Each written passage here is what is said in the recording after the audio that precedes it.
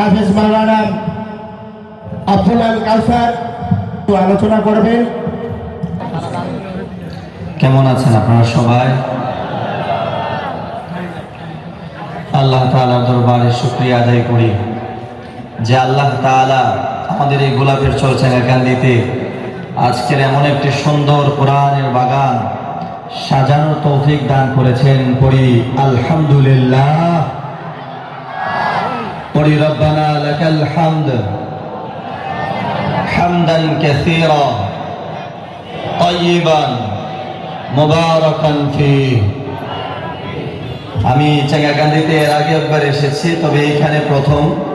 আজকে আমাকে দাওয়াত করেছে হযরত মাওলানা হুসাইন আহমদ সাহেব এবং হযরত মাওলানা সাব্বির আহমেদ সাহেব। খুব ক্লান্ততা। গতকালকে ছিলাম চাঁদপুর। আপনারা সবাই উজানি চিনেন তো নাকি? উজানি চিনেন?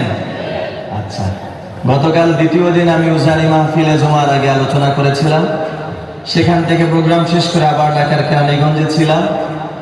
কিন্তু আজকে আমাকে বলা হলো যে আপনার এলাকা, আপনার অঞ্চল একটু আসতেই হবে। তো যার কারণে আপনাদের সম্মুখে আসা।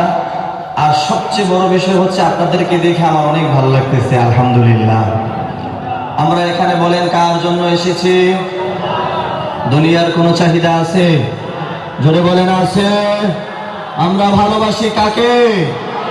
আমরা কার গোলাম? আমরা ভালোবাসি আল্লাহ এবং তার রাসূলকে, ঠিক কিনা? আমরা আকাশ বাতাস প্রকম্পিত করে আজকে চাঙ্গাকান্দি গোলাপের চরের মানুষ সাক্ষ্য দেব যে দুনিয়ার জমিনে যতদিন আছে একমাত্র কার জন্যে?